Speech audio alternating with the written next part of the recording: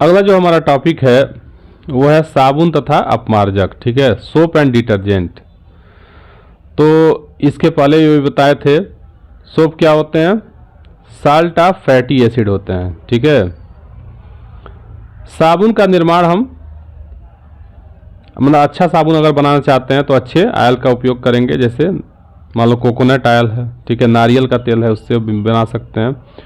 ठीक है, सोयाबीन के तेल से भी हम सोप का फॉर्मेशन कर सकते हैं।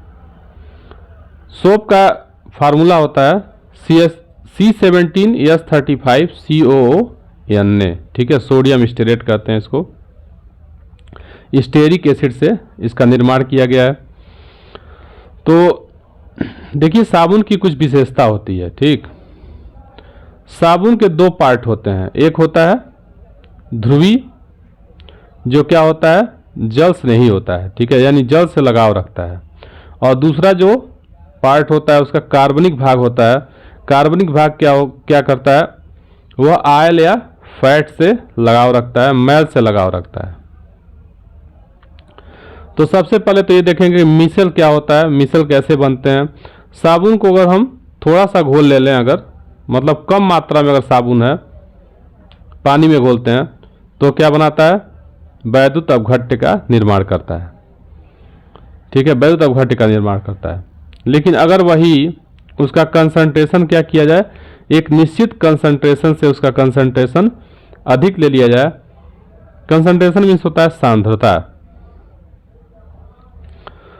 तो अगर उसकी सांद्रता एक निश्चित सांद्रता से अधिक ले लिया जाए, जिसको कहते, जिस निश्चित सांद्रता को हम CMC कहते हैं।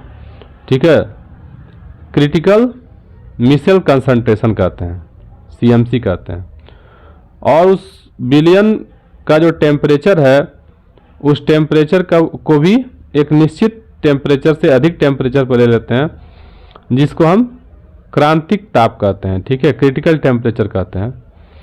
तो इस निश्चित टेम्परेचर से अधिक टेम्परेचर तथा इस निश्चित सांद्रता से अधिक सांद्रता पर क्या होते हैं, साबुन के 100 या उससे अधिक अणु आपस में मिल करके एक स्फेरिकल स्ट्रक्चर का निर्माण कर लेते हैं, जैसा कि इसमें दिखाया हुआ है चित्र में। ठीक है, यहाँ देखिए, इसको हम मिसल कहते हैं। मिसल कैसे बनते हैं, जैसे मान लीजिए, देखिए यहाँ पे दिया ना, एक छोटा सा तेल का अगर पार्टिकल है तो चारों तरफ से क्या करेंगे, इसको घेर लेंगे। सब साबुन के जितने अणु हैं वो अपने टेल से यानी पुच्छ से इसको घेर लेंगे और घेर करके चारों तरफ से इसको जोड़ लेंगे। ठीक है, कनेक्ट कर लेंगे। तो इस तरह से मिसल का फॉर्मेशन हो जाता है।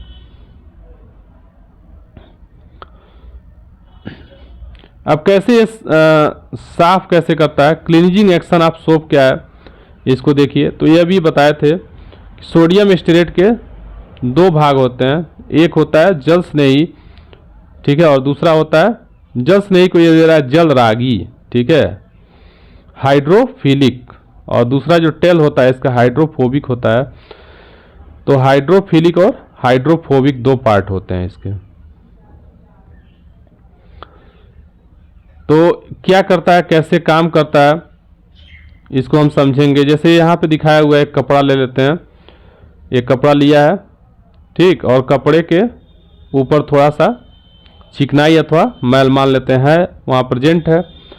तो क्या होगा, जब भी उसको हम साबुन के घोल में डालेंगे तो साबुन के जो अणु हैं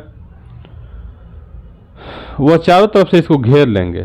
ठीक, और अपने अकार्बनिक भाग को जल के तरफ रखते हैं और कार्बनिक जो भाग होता है यानी इसका जो टेल होता है उस टेल से इसको जोड़ लेते हैं। यहाँ पे समझाया हुआ है।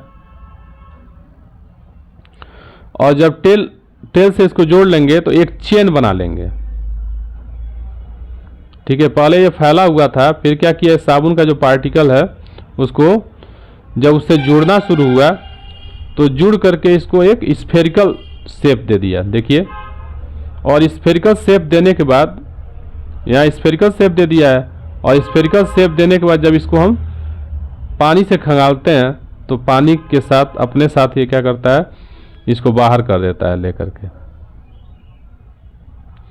ठीक है, इस तरह से साबुन सफाई करता है और मैल को निकालने में हेल्प करता है। इसको हम क्लास 12th में भी आप पढ़ेंगे, ठीक है, क्लास 12th में इसका मैकेनिज्म वगैरह सब पढ़ेंगे। फिलहाल तो लेकिन देखिए साबुन के कुछ डीमेरिट्स भी होते हैं। अगर मान लीजिए आप कह रहा है कि जगह जगह मतलब कई जगह अगर आप क्या करते हैं पानी लेते हैं कई जगह का और वहाँ पे साबुन के साथ इसको घोल बनाने का प्रयास करिए, या अगर आप कहीं स्नान कर रहे हैं तो वहाँ भी आप ऑब्जर्व कर सकते हैं। साबुन जो होता है वो टैप वाटर से यानी नल का जो पानी होता है उसके साथ जब इसका हम घोल करके झाग बनाने का प्रयास करेंगे तो हम देखेंगे कि ये कुछ मात्रा में उसमें जमने लगेगा, ठीक है, पानी के साथ इसका जो घोल होगा वो कुछ जमेगा। इसी को कहते हैं स्कम, ठीक है, अघुलनशील पदार्थ का निर्माण कर लेगा। यह क्यों होता है? क्योंकि जल में, ठीक है, कैल्शियम के सल्फेट और मैग्नीशियम के सल्फेट कार्बोनेट भी उपस्थित होते हैं।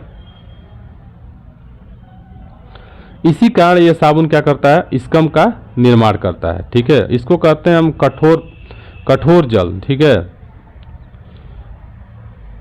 जल की कठोरता कहते हैं। अगर वही हम क्या करते हैं जल को बॉयल कर दें, ठीक है, उसको हम उबाल दें यानी उसकी कठोरता दूर कर दें, तब साबुन क्या करता है अपना काम करता है, अच्छे तरीके से करता है। अदरवाइज इसका काफ़ी पार्ट क्या होता है वेस्ट हो जाता है।